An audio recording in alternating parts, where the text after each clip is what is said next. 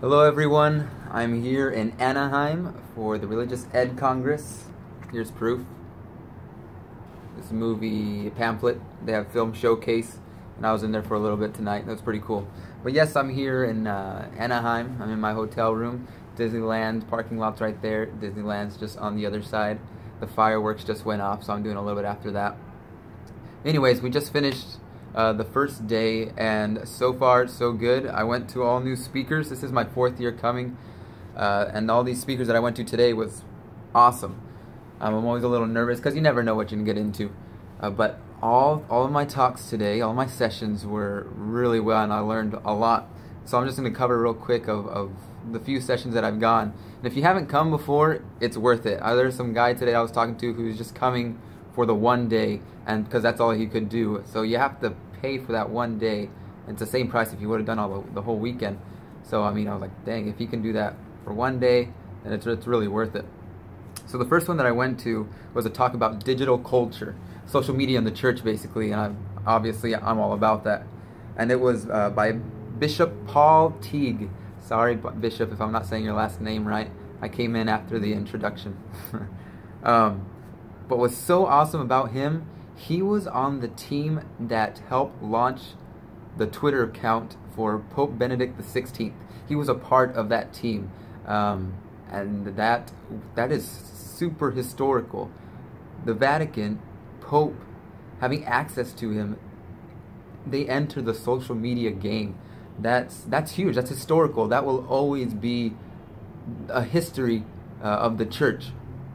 And to meet someone that had a major part of that was awesome. He said he had to talk to him and explain to Pope Benedict XVI that how the internet worked, more or less, how the social media network worked, and how Twitter, what was Twitter, what it was all about, and what he could do with it.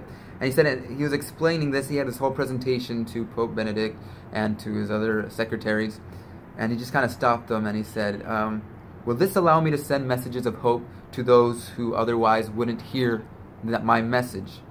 And they answered, yes, that's what it will do. I said, good, I don't need it here anymore, let's just do it. And so they launched it, and you guys have probably seen pictures of Pope Benedict over the table in front of everybody taking pictures, and he hits that post, that tweet. And he fumbles around on it. But he was saying, Bishop Paul was saying that was super important because they saw an 85-year-old man that doesn't know what the heck is going on using a media or the medium that he's not 100% comfortable with, but he knows he needs to be on there because that's where we all are. So that was very important. And then they go back a week later, he says, or 2 weeks later, and they tell him, we've reached 1 million followers on our account. And Pope said, wow, that's really great, but does that mean there's more work for me? He asked. He's like, no, you're doing the same thing. We're just we're just reaching more people. He's like, oh, perfect. I like that, he says. So continue with it. And then when Pope Francis came on board, he was still working in the Vatican. I think the Office of the Culture of Communication, I think he was a part of. But he was working in the Vatican for a while. And Pope Francis, they explained to him a little bit more or less about social media, because as we know, Pope Francis was pretty disconnected. I think he doesn't even have a phone when he was in Buenos Aires or something like that. But he wasn't tech savvy as much. So they had to kind of explain to him the same thing. And he said, wow, that's really great. So, but I have a few words, 3 words to be exact, that I want the media team to think about. So number 1, we must listen to everyone who speaks to, who reaches out to us. All the haters, basically, they're saying we got to listen to all of them. All those faithful who have been hurt by us, who have questions, that are doubting. We must listen to everyone. And then we must converse with them, they said. We must have an actual dialogue, a conversation, not just use Twitter and ram the faith down their throat, right? He said we must talk to them, converse with them, hear them out. And lastly, to encourage. He says we must be supportive to all of them. And to use the field hospital metaphor, Bishop said it was in that time that he was talking about the field hospital, that we must patch them up as quickly as possible and have them on their way, because there's only so much you can do through media, right? It's completely different when you can sit with someone down face to face. And he said we must patch them up and do as much as we can when they reach out to us, when they're in front of their screens. But that's the field hospital method. That someone comes in and they're hurting, you may not be all that well equipped to take care of them 100% right now, but you're able to do something, help them positively in one way or another, and then kind of send them on their way. Hopefully they can come back. And then he's talking about how the digital culture is important to all Catholics to be a part of. Pope, bishops, to the parishes. I know in my diocese and many parishes throughout the country, it hurts for them to have it hurts them because sometimes they don't even keep up with their websites, right?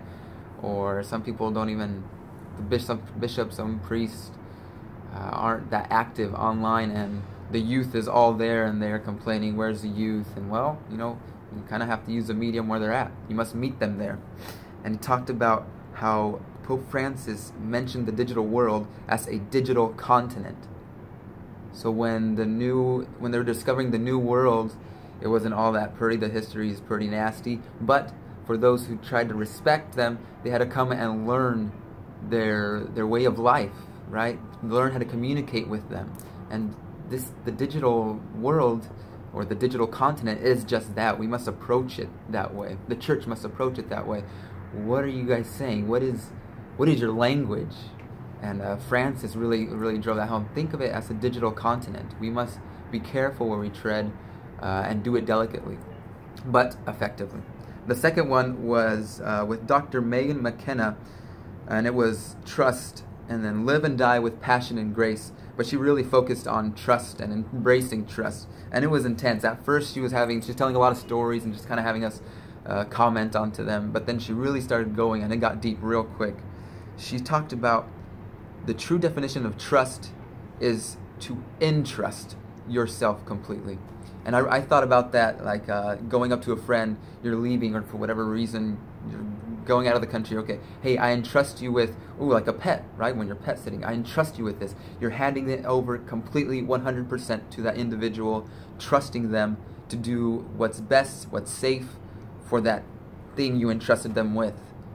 She was explaining how that's what we must do with ourselves to another individual, or with God, to completely entrust ourselves to that person or to God. And that was hard for me to digest, because I say I trust people, but to completely entrust, to totally give in, that's not easy, right? That's hard. And so that was really something when I was like, well, I don't know if anybody really reaches that 100%. I think that's a lifelong journey that you kind of get glimpses of it, and you have your highs and lows. But we have something to strive to there. But she was talking about how our faith is calling us to community. Our God wants us to be in community. And in being community, we must help each other share our faith. We cannot keep it to ourselves. We cannot be selfish of the good news, right? At the end of Mass, they say, go out to the world and go out and preach the good news, something along those lines. And that's it. We must go out and evangelize. We must go out and speak about our faith, to share our faith. And I think I don't remember what saint was said, is always proclaim the faith, and when necessary, use words. But that's it. We can't be ashamed of it. We can't be embarrassed of our faith. And then she shared a quote that her grandma would tell her. She says, "Who cares if you get to the gates of heaven? God will ask you, who did you bring?" Phew, mind blown. That was deep, right? And who will that question be posed to? To all of us. Why did you keep your faith, your love, this thing that you know, God, to yourself, right? Who cares if you get to the gates? God will ask you, who did you bring with you? That is a tough question, right? And of course, it's not like go out and and evangelize like crazy and just talk about God all the time. I don't even do that. But it is when the opportunity arises to speak about your faith. Why not? I think this is a medium. What I'm doing now is, I said in my last video, is very selfish because I need to do this for myself. But if anybody gets anything from any of my videos, I think that's enough, right? I do this because I need to be in community. I need to hear back. I'd love to hear back from you guys. Your thoughts. Maybe I'm saying something that's totally wrong, blasphemy or something. I'm no theologian. I'm just Edgar Guzman, a Catholic young adult that loves their faith and wants to talk about it. But if I could help anybody in any way to understand their faith at all, or not even that, just good-willed people and understanding how to love a little better, how amazing is that? And she goes on to say, she said this, so loving your family, you'd be considered a decent human being. Loving your enemy, you're a Christian, right? So loving your enemy, you're a Christian. I really like that because, oh, okay, all right. And I always say, I love my family, they're number one. Well, according to that, I'm a decent human being. And then she also defined an enemy as anyone who you don't call friend. I was like, oh, come on, that's not fair at all. That's 99.9% of the world I don't call a friend. But I see where she was going with that. The second talk the third talk I attended was the biblical geography and its significance. I love geography. I love history. It was amazing. And it was with Father Bill Burton. He's out of Chicago. I believe he teaches at a seminary. But he talked about how everything revolved around Egypt way back when, and how rich Egypt was because of the Nile, how fruitful their land was, how the Nile, it flows opposite than everything else. When you go down the Nile, you're actually going up geographically because it flows from south to north, just because the mountainous region down in the southern Egypt. So it'd bring a lot of the nutrients from the soils from like Central Africa to take it to Egypt, and that would make their harvest, their grain, their wheat, 300% more bountiful than the second leading region, which was Greece, in any agriculture, any crop. 300% more. So that just made them ridiculously rich in resources. It wasn't their gold, it wasn't their army or anything, simply because they had enough to eat because of the Nile.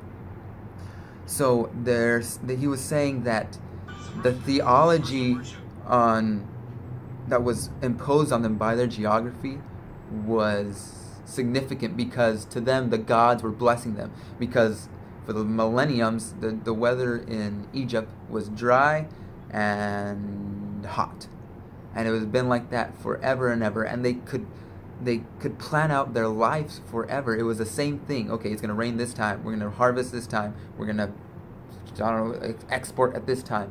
So it was always the same lifestyle. So they thought, this is great, we know what we're doing, nothing is going wrong. This means the gods must love us, the gods must bless us, we're doing something right. And so everybody back then, when in my biblical scholar classes from Fresno Pacific where I went to school, they're saying gods were known to belong to lands. They believed they lived wherever you went, you were like in a new territory of gods. So a lot of people, obviously, because Egypt was so resourceful, wanted to invade Egypt because they wanted their resources, but also they thought their gods were awesome. And then he compared them to Mesopotamia, which I found out Mesopotamia means between the rivers. And hippopotamus means horse, river horse. Similar in there. But anyways, Mesopotamia, completely different. Storms, rained a lot. Their lifestyle was like making mud bricks and living, all their buildings, all their houses, everything was mud bricks. So when the season came, and the wet season, the storms, it would flood, it would destroy everything that they would have. And they'd kind of have to start all over again. So to them, their gods, or God, I'm not sure, was something to be to someone to fear. The gods must have been angry at them. We're doing something wrong. So naturally, like, I hear Egypt has it good, I want to go over there. And so people would go to Egypt, but that's what drove them even more to invade Egypt. Other kingdoms, other regions want to take over Egypt. And then he spoke about how to remember the different conquests of Egypt, which was really cool. And he said, eat at Bill's, Philly's greatest restaurant. Eat at Bill's, Philly's greatest restaurant. So eat, the Egyptians were there, right? The Egyptians. At, then the Assyrians came and conquered the land. Bill's, the Babylonians came after the Assyrians. Then the Persians, then the Greeks. By Greeks, he clarified, by Greeks I mean Alexander the Great came in and took over the land. And that's the whole Alexander the Great, Cleopatra, who was Greek herself, but was the first in a long line of pharaohs to learn the Egyptian language. Poor Egyptians, having a leader that doesn't speak their language. But anyways, and then after Alexander the Great were the Romans. And that's when the era of Jesus Christ came in. So I thought that was really neat. And how the significance of Egypt has on the Bible, that it's not as it's not as mentioned as much after the Exodus, but everything is influenced by Egypt. It said the world had to pass through Israel to get to Egypt. Egypt, like the 3/4 of it, was desert. They have no threats on that side, and then you couldn't sail directly to Egypt from like Greece to down to Egypt because of the currents. So they had to go in the counterclockwise way, and the Egyptians could tell when they were coming. So they were safe on that, and so any threat they had was through that strip, through Israel. So the world had to go through Israel to get to Egypt. And he said the world left its mark on Israel, and in turn, Israel left its mark on the world, and still does. Israel is still significant here for both good and bad reasons. But it was an amazing first day. Afterwards, we were able to go to the sacred space that they have up there. I've posted some pictures. It was really cool. Adoration, Stations of the Cross. Really, they feature different artists. It's really neat. And they have a little labyrinth to just kind of meditate on there. There's Taizé going on tonight. They had a major concert, significant concert. I can't remember all their names, but I know David Haas was one of them. But it was the last time the three of them were playing together, and that was really neat to see. But that was day one. I'm really looking forward to day two. Tomorrow I know John Allen Jr., that's my guy, shout out to John Allen Jr., has a talk, and I always really enjoy talking to him. But anyways, I'll fill you guys in as the weekend goes along. See ya.